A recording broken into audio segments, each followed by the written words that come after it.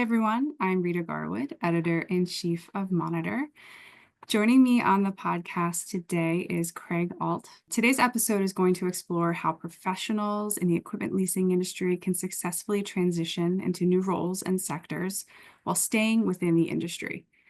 Craig is going to share his personal journey, insights on rebranding, and practical strategies for professionals looking to diversify their careers. We're going to discuss mindset, networking strategies, and personal branding efforts that help Craig land an exciting new role in the service sector of equipment leasing. So, Craig, before we get started, can you just introduce yourself and tell us what you've been up to? You were on the podcast a couple of years ago, but I know we just mentioned you're in an entirely new role. What have you been up to recently? Yeah, I know we're going to talk a lot about the role that I'm into and kind of the transition and everything that I did. It's been an exciting few years since you and I last did one of these, and I just continue to grow. And it's just been really a great opportunity for me to expand my message platform and being able to provide help and guidance to others as I go through this. So. And again, I really appreciate you giving me this opportunity to speak with you. Yeah, I appreciate you being here today. So, for those who are not familiar with you and your background, can you just tell us a little bit about your career in the industry and what led you to where you are today? Certainly, I will. And again, first, before I answer that first question, I want to thank you for inviting me to share my story with others. The Monitor Daily is it's a well-respected leader of information, and you provide such a great resource to the industry that I I just can't rave enough about what you do and what you provide to the industry. So, on everyone's behalf, thank you for that. Thank you. My background, be it whether it's an independent or a bank, has been in the equipment leasing industry for the majority of my career. I started as a sales rep at a company called Computer Sales International. It's now known presently as CSI Leasing. Had the privilege of being hired by one of the founders. There were two founders of that company, Ken Steinbeck and Al Smith. Al Smith became more of a mentor for me early in my career. As a founder of CSI Leasing, he was influential in my life, helping me to develop my skills and understanding how to be a professional. CSI was then purchased by Tokyo Century Leasing, and I believe they're still currently owned and operated by that company. Before I left, had the privilege to work with another excellent leader in Toshio Kitamura. He was the leader of the transition team and became um, instantly a mentor in terms of helping me understand an acquisition perspective. And I think he's probably still active in leading that group today and does just, again, another great job. Then had the privilege of moving on to work with Kirk Phillips. Kirk Phillips leads Wintrust, and Kirk ultimately just received a promotion. So shout out and congratulations to Kirk on his new promotion as he's moved up inside the Wintrust organization. But um, had it not been, I was there during COVID, and it had not been for COVID and some personal reasons, I loved that opportunity. There were so many wonderful things that Kirk and Wintrust were doing that again, it just continued to enrich me and helping me to grow. One of the things that these mentors that I referred to in my experiences have really given me is the encouragement to always strive to be the best that I can possibly be. Never were in any way trying to do anything other than to promote myself and to help me to become the best me I possibly could. So I owe a debt of gratitude to all of those people, and there are many, many more. But anyway, that's how I started. Um, Once I left Wintrust and we got on the other side of COVID, spent the next few years as an independent lessor, and as I'll touch on later, having the privilege to work with all of these exceptional leaders has really been a blessing in my life. And you'll hear me talk later on about just different aspects of how it's important to be open and to kind of understand that people are willing to help if you just ask. And I really appreciate that from all those people. So you spent a lot of time in equipment leasing and finance. What made you feel like you were ready for a change? Was there a defining moment that just pushed you to explore new opportunities? Yeah, I'm not sure as much a defining moment, but rather an accumulation of moments, um, and kind of a modification of my own goals. So um, it's just one of the themes of just trying to always be consistent with what it is that you understand about yourself.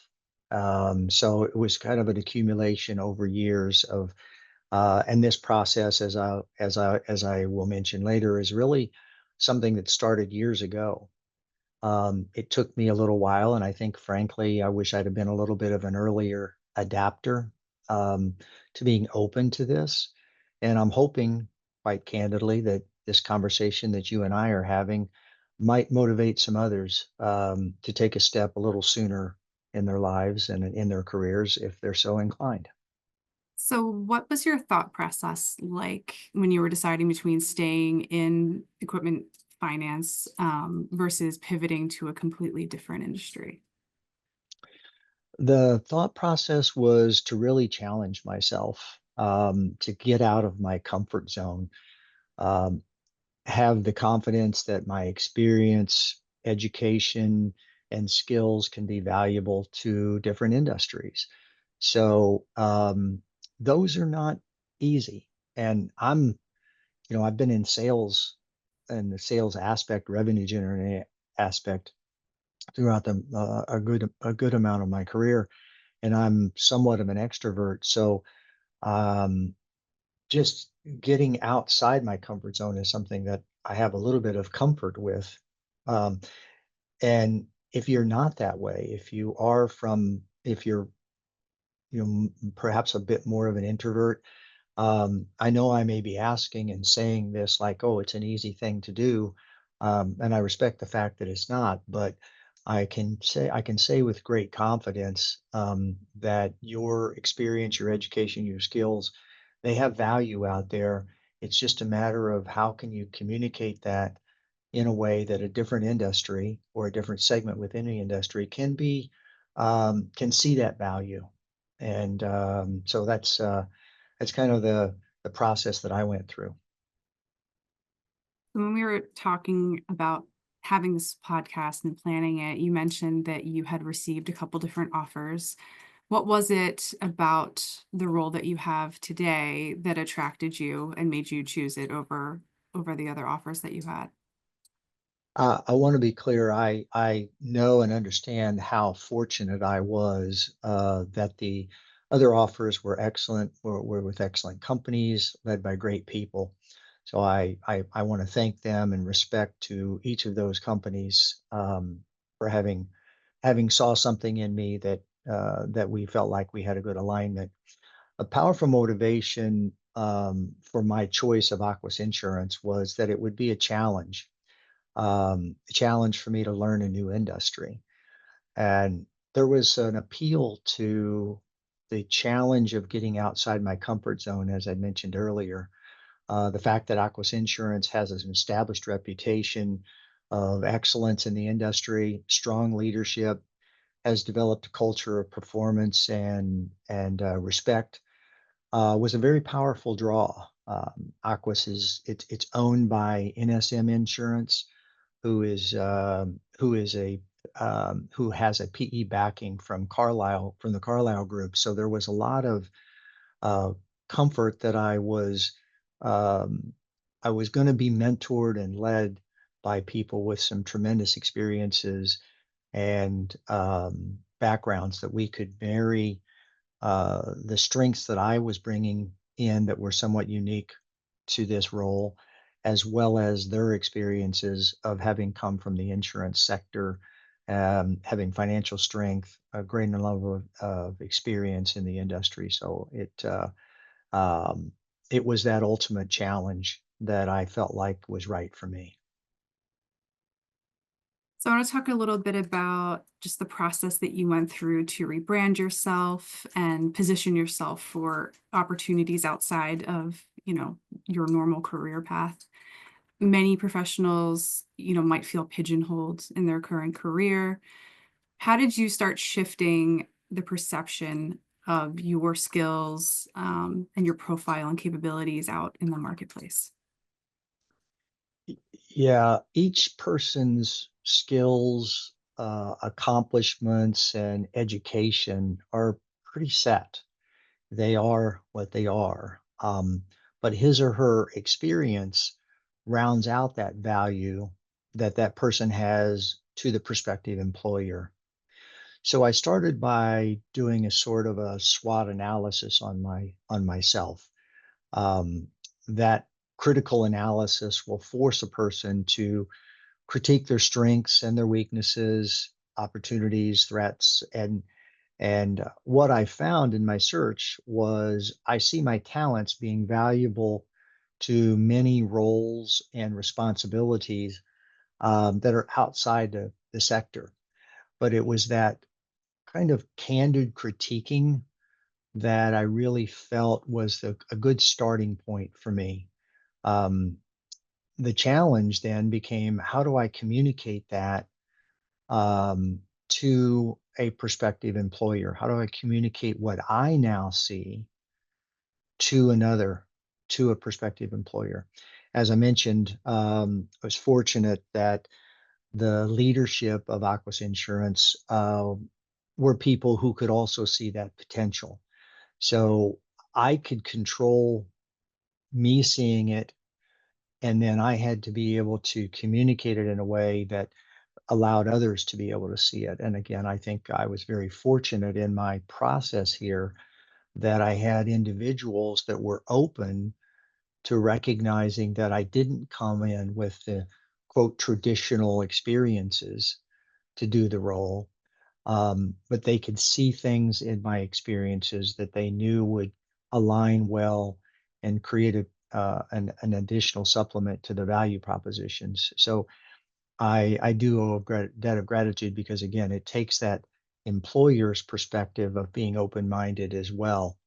And I can't control that, but I was fortunate enough with the leaders of Aquas Insurance, Nick Leader and James, to see that in me and allow for this alignment and union to take place. So while you were, highlighting everything that you uncovered in your SWOT analysis, where did things stand out that enabled you to make changes to your professional brand? Did you update your profile? Did you change the way that you communicated your experience, like on LinkedIn or in resumes? Can you walk us through steps that you took to kind of shift your personal brand? Yeah, I certainly, and I'm glad you asked it, the question the way you did because we all need to understand we individually are our own brand. That's where I benefited from professionals and who specialize in resume writing and social media presence.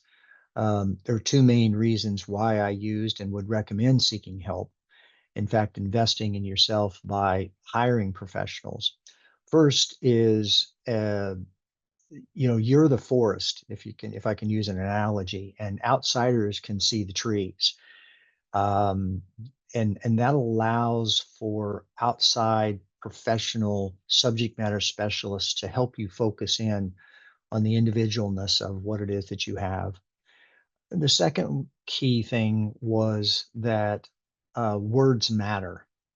So I may have used words in the past to describe an experience, um, and professionals can not change the meanings, but can use more powerful words, perhaps, that can convey your message a little bit more clearly than perhaps what you can do.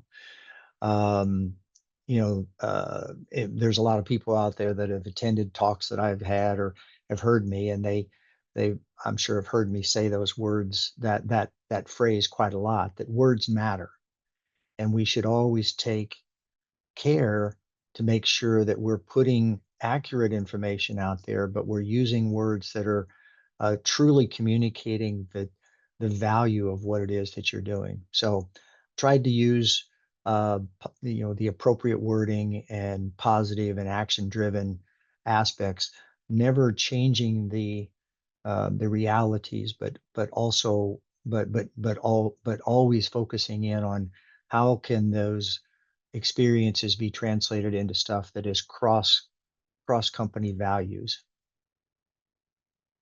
Yeah, it's valuable having that outside perspective and allowing you to shift your language. Looking back at your experience of rebranding, were there any mistakes or early mishaps that you made that you would do over again if you had the chance? Yeah, I'd say my early mistakes were probably my failure to be critical of myself. I was thinking inward and focused on what I perceived as my value. What I needed to do was challenge myself to focus on my value to others. In other words, giving rather than receiving. The person or people that you select to work with, they need to understand who you are. This is your life, so demand that people creating your media presence really get to know you. There's an old saying that I believe and find it useful kind of in everyday life, and that is that people don't care what you know until they know that you care. So if you determine um, that you're being that level of transparency, determine if you um, are aligned and can trust the people that you're working with. Really be critical and assess that alignment. Are they truly listening to you? Do they truly understand what it is that you've done? Um, then they can help create that guidance to bring clarity to those trees and make that entire forest then come into focus. But ultimately, you're responsible and you need to own the finished product. So while you are looking outward, um, you do need to basically make sure that you're continuing to own all of those changes and those words to make sure that you're putting the finished product out there that is aligned and accurately reflects what you've experienced and how those experiences could be of value. I want to shift into talking about networking and just visibility out in the market. Um, when we were talking and planning for this podcast, you mentioned that you engaged in a lot of networking and content sharing during your rebranding phase. How did you structure your daily routine to maximize your brand awareness? I think the daily routine dramatically depends on your employment status. If you're employed and looking, make sure you only focus on your networking and content sharing after all of your duties and responsibilities are done for your current employer. It's very, I can't stress enough how critical it is that if you are looking while employed, that this becomes a secondary aspect of what you need to do. So be ready for long days and less sleep because you have to take this time, and it does take time, and it has to come from the things after your primary responsibility to your current employer is met and fulfilled. So just be ready for long days and just treat it like you were doing an executive level class, and you're going to be taking 3 to 4 hours of training and a night class that starts after you're actually done with your normal work day, if you would. Um, so, and So that would be the first condition. Now, if you're not employed and you're looking, then recognize that this now becomes your job. This is your employment. So treat it as such. Dedicate all of your thinking, all of your processes, your challenges, your critiques to essentially getting this message out there so that good quality organizations with smart, well aligned people will look at your experiences and say, "Hey, let's have a conversation."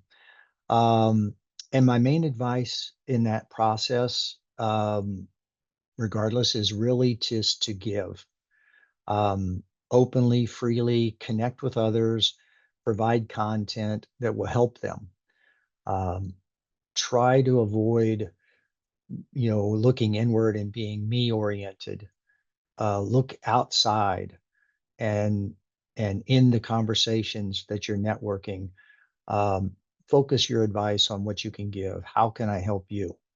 And I think that that was something that was very valuable to me, and I was able to relay a lot of my experiences and those values back and helped others in their mission statements and businesses, even though it may have not had a direct impact on me, it indirectly did give back to me in multiple fold. Great. I like the focus on giving. So can you talk about how focusing on expanding your network in different industry sectors, like in your case, you expanded into the services sector, on social media, helped you shift your visibility? Yeah, this is something that, information is obviously it's everywhere. So I researched the industry. In my case, it was equipment leasing insurance. I started researching it several years ago, and I just felt that I wanted to identify different areas that were of interest to me, and how could I start to evaluate whether there was an alignment and whether I wanted to consider moving in that direction. So ask yourself what types of business models and structures are interesting to you and are well aligned with you. I've always been a big advocate of, whether you're young in your career or more mature in your career, is um, aligning yourself with organizations that have mission statements and belief strategies, cultures that are aligned with you. Um, are they doing things that in social settings and charitable foundations that are in line with who you want to be and who you are? So you find those companies, and if they, are in different sectors, and that interest links up with those that you've just defined for yourself, then just put links into place so that every time they drop a bit of news, every time something happens in their industry, you get that news. And ultimately, what it does over time is it helps you really become an integral information source about that industry and about those people within those, or those companies within that industry. So um, I would certainly take that very seriously about engaging those companies that are in that sectors, or in those sectors that interest you and that you're well aligned. So you talked about, building your connection to the companies in the space that you might be interested in moving into. What about building relationships there? What would you recommend to someone who's looking to expand their network, into a new sector? Yeah, networking is the key word here, and it really does help. So be open, candid, and ask people you know to help you. Um, this degrees of separation thing is real. You never know who knows somebody that knows somebody that knows somebody that ultimately is willing to stand up for you, that's willing to at least make a phone call, or in some way get you an opportunity to talk to the right person. So it's just really important to be open and candid and let people know um, what you're trying to do and ask for that help. So um, remember, just set your mind to what you need and just never give up on it.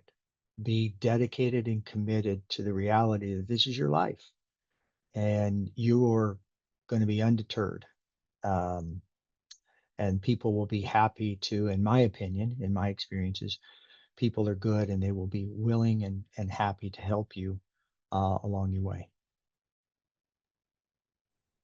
So we've talked about dedicating time to networking and to rebranding. When you're going through that process, what would you say the most important activity is to focus on? Having done this, I'm not sure that I would be comfortable rating which one would be the most important because frankly, they're both. Branding or networking are extremely critical. They go hand in hand.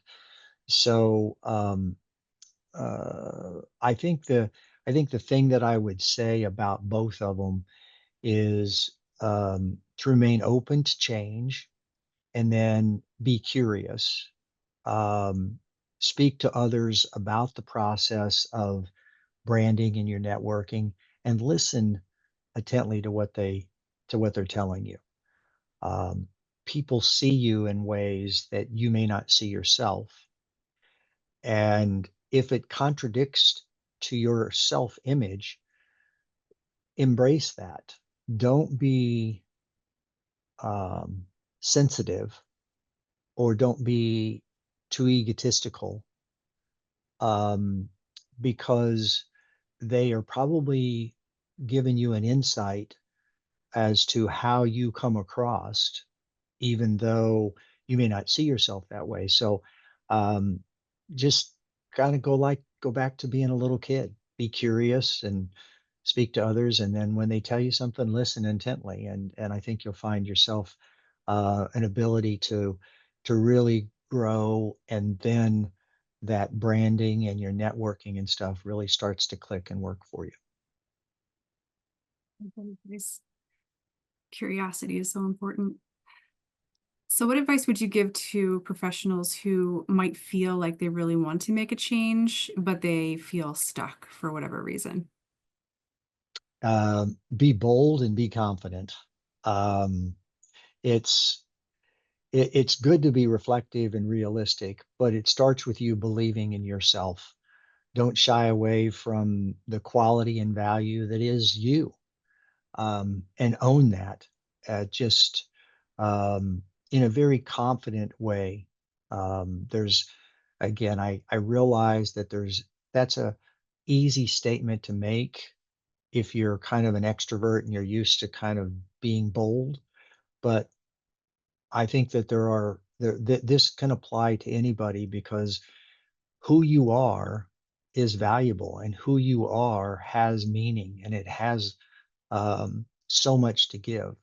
Whether you are an introvert or an extrovert and your ability to communicate it, if you are confident and bold in those regards, people will recognize that. So um, just lean into your value and lean into who you are as a human being, and that will share well. So, we talked about rebranding and networking and everything if you're looking for a new opportunity. Do you think that a personal brand and being aware of it and maintaining it or changing it is also important if you are employed and are not looking to make a change? Yeah, I do actually. I feel employed professionals should also consider their branding as well. Today's multitude of sources for people to access information and give opportunity for the professionals to adapt his or her brand to that audience. Increased awareness of the employee representing a company benefits that company. So if a employee's brand awareness or their acknowledgement of an experience is stated in a way that is benefiting in communicating an additional skill or additional capability, that employer is going to benefit from that because people that read those changes will recognize that that might be of value to them. And so that employer will benefit from that. And remember, when employed, give your employer complete commitment and focus. Everyone has an obligation, in my opinion, to value the mission statement and the culture of that company. And when you are putting your best self there with the candor and clarity of what it is that your experience as education has provides, it just ultimately will improve that company's ability to accomplish its mission statement and goals. Let's say someone's listening to this podcast and they are thinking about repositioning themselves for a career change. What are three actionable steps they could take today to start moving in that direction? I've touched on some of these before, but I'll be very clear to your three. Self critique, um, know what it is that you want, and then set an attack strategy with deadlines. Um, so self critique is again, it's these are simple points, but they are so valuable. And it's essential, I think, in you're going through a rebranding process, is that self-critiquing component of it allows you to really understand um, who you really are, and you can lean into that. Um, Knowing what you want, again, that kind of creates your vision for where you want to go. It doesn't necessarily look back. That's self-critiquing in who you are today, but know what you want. That's the vision forward. What it is that you want to be able to do. What do you want to be able to give? That key word again. What do you want to be able to give to an employer, to the employer's customers, etc.? And then this, set an attack strategy concept is that be confident and be bold aspect coming back again, where you're setting an actual plan. You are setting, KPIs and measures in place that are actually going to identify how are you going to go about doing this, and take it seriously. Um, the other key component of that, setting the attack strategies, is deadlines.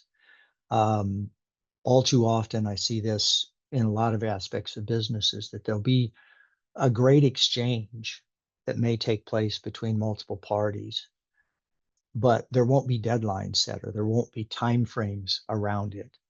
And without deadlines and commitments of timeframes, you may not move it as briskly forward as it should. Um, and then expectations and realities don't get aligned properly between the various parties. So setting deadlines is an underappreciated aspect, I think, of business in general, but certainly in an aspect like this, where you can get alignment on not only what it is that you're trying to accomplish, what you'd like to have done, what your expectations are, but then also when will they be expected to be ready or expected to be done. All of this, it's I like how you're applying these business approaches to, your personal career process, the KPIs, the SWOT analysis, the deadlines. It's really taking it seriously and um, making it official. So I like that about your advice. Thank you. So what would you say the most fulfilling part of your career shift has been so far? Uh, just getting to know the Aquas Insurance team, um, seeing firsthand the positive culture and tremendous passion exhibited by Aquas. I've joined a mature company um, with they've had a successful 15-year history. And I've been accepted for myself, how I can bring value to the mission and serve the of serving the lessors in the industry. So while I spent all my years prior to this as a lessor, I've been on the receiving end of this kind of a service, and now I'm on the ability to provide this great value to lessors. So there's a fulfilling energy that comes from knowing that what I'm doing provides value to others. Kind of getting again back to that giving aspect, what Aquas Insurance is able to do for the lessor in the equipment leasing community brings a unique value that helps those lessors. And it was so compelling to me. It's always been compelling to me from the early years of my career of knowing that when I'm giving and helping, whether it be an individual or whether it be a company or a department, that's the most rewarding and fulfilling part of this. And I feel very fortunate and blessed that my alignment with Aquas and the culture is really very gratifying to me at this point in time, and I'm very excited as I'm moving forward. How it keeps coming back to giving, whether it's giving to others through your networking or through your employment or anything like that. It's a nice message. So, where do you see the future of career mobility in the equipment finance industry? Well, first off, I think it's extremely bright. There's tremendous talents in this industry. Entrepreneurials are everywhere. Um, it's very unique in that regard that there is so many brilliant minds, entrepreneurial, passionate people finding their niches inside this massive industry, um, that I'm confident that with the challenges and the opportunities that come with, the common thing that comes up today a lot is AI. How do we better use AI, and how is it something that we can all do? And I take a simple concept with AI that basically challenges every human being in a company and looks at how can I better use AI in my job, in my role, to be better at it, and therefore making overall the process or the company better at it. But I think that that's a little bit of a segue there. But I mean, ultimately, I think it's bright because there are so many talented companies, there are so many talented people that they're going to adapt and adjust, whether it be economic changes, global changes, political changes. All of those things are outside of a lot of our control. But when you've got that creative entrepreneurship attitude that runs through a lot of the lessors in this industry, you're able to adapt and change, and I think people will be able to do that. So um, own your mission and be bold to it, kind of at accepting that challenge to write the future that you envision. I think if you see something out there that you want, go for it, and and write that change, write that future as you want it to be. I recently had the privilege of attending an ELFA executive roundtable and the NEFA Spring Conference. The energy and the talents of those members in both those organizations will continue to create great opportunities. So feel free to make sure and continue to engage and give back to your organizations, whether one or both of those, um, and make sure that again you're getting information from that source, like what you, Rita, what you provide to people on a daily basis, which is information about our industry that helps people make informed decisions. And then go to those other things that you've asked me about earlier about how do you go about starting that change process. So uh, I'm bullish on how the future is for our industry. I loved everything you said about creating the future. That's great. So, For those who might want to connect with you, if they have questions about anything that you talked about today, how can they reach you? Three primary ways. Aqua's insurance website, aquasinsurance.inc, or my email, which is just my first initial last name, CAULT @aquas.com, or my LinkedIn profile, which is linkedin.com/in/Craig Alt 27. And I'm happy to engage in any of those aspects that you want to reach out to me. I look forward to hearing from anyone who wants additional information, and anybody that would be looking for some additional help. I'm happy to give some more of my time, um, to do what I can. Um, and if nothing else, I'll certainly listen to what it is that you may be struggling with, or your thoughts and ideas. And I will always commit to you to be candid and transparent with my answers. Um, so that's how to reach me. And again, Rita, I want to thank you for providing this platform. I hope that what we've talked about here, sharing my experiences, and views, will help some of those others. So I appreciate the great service you're providing by allowing this platform to take place. Thank you for being here today and telling us about your journey and sharing everything you learned along the way. And congratulations on your new roles too. Well, it's not that new now, but recently new role. Yes. Thank you. I appreciate that, Rita. It's always a pleasure. Um, Thank you. Yeah, thank you.